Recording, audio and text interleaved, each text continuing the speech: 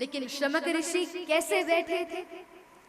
बोले ध्यानस्थ अवस्था, ब्रह्मभूत अवस्था, प्रतिरुद्धेन्द्रिय प्राण मन बुद्धि उपारतम, स्थान त्रयात् परम प्राप्तम, त्रिविक्रियम खेवतो।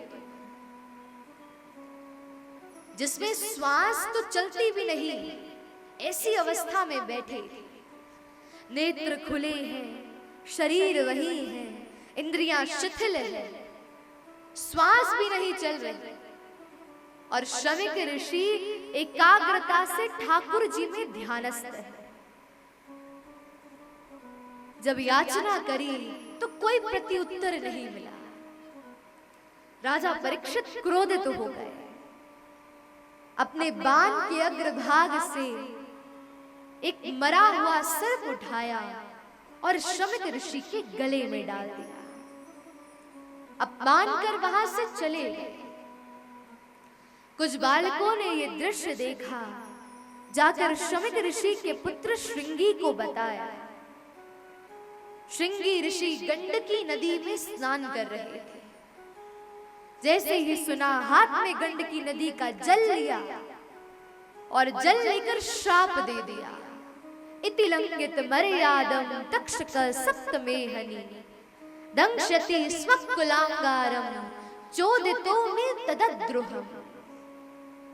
कि आज राजा परीक्षित ने मेरे पिता का अपमान किया, और ऐसे राजा परीक्षित को मैं श्राप देता हूं कि आज से सप्तम दिवस तक्षक सर्प आएगा और तक्षक सर्प के दंशन से राजा परीक्षित की मृत्यु होगी। श्रृंगी ऋषि जैसे ही अपने पिता शमिक ऋषि के पास आए, उनके गले में मरा हुआ सर्प देखकर रुदन करने लगे। शमिक ऋषि ने नेत्र खोले, पूछा पुत्र क्या हुआ? बोले पिताजी, आज राजा परीक्षित ने आपका अपमान किया। शमिक ऋषि ने वो सर्प निकाला और दूर फेंक दिया। बोले कोई बात नहीं, वह राजा, उन्हें पूर्ण अधिकार है क्रोध करने का। श्रृंगी ऋषि बोले नहीं पिताजी, मैंने उनके इस कृत्य के लिए उन्हें श्राप दे दिया। शमिक ऋषि बोले क्या श्राप दिया? बोले 7 दिनों उपरांत तक्षक सर्प उन्हें डस लेगा।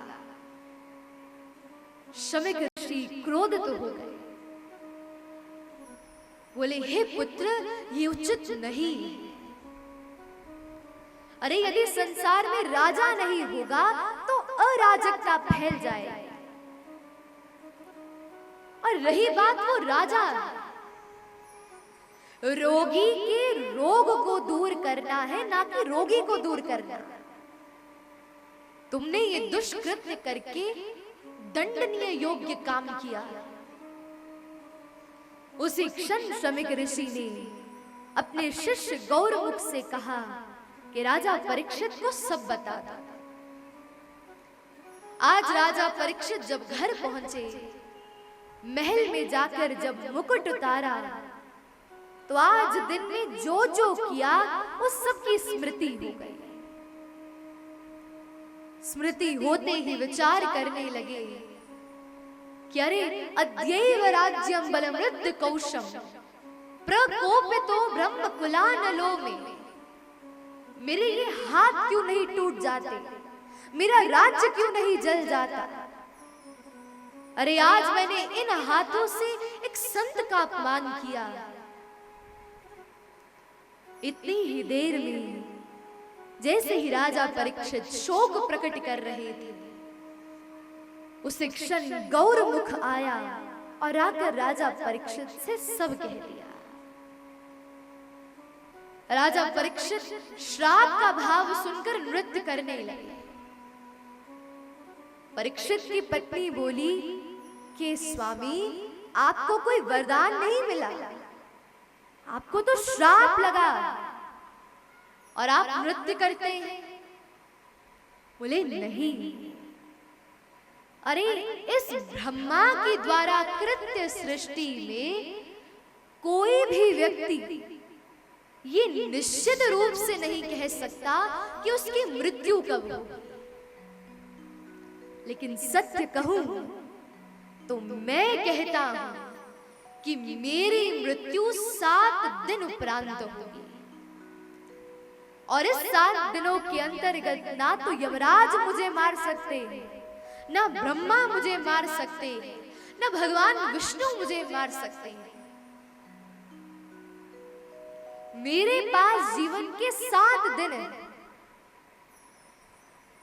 लेकिन संसार की वास्तविकता क्या है कि आज यदि हम जीवित हैं, रात्रि में सो रहे हैं, तो प्रातः उठ पाएंगे कि नहीं, ये भी नहीं जानते।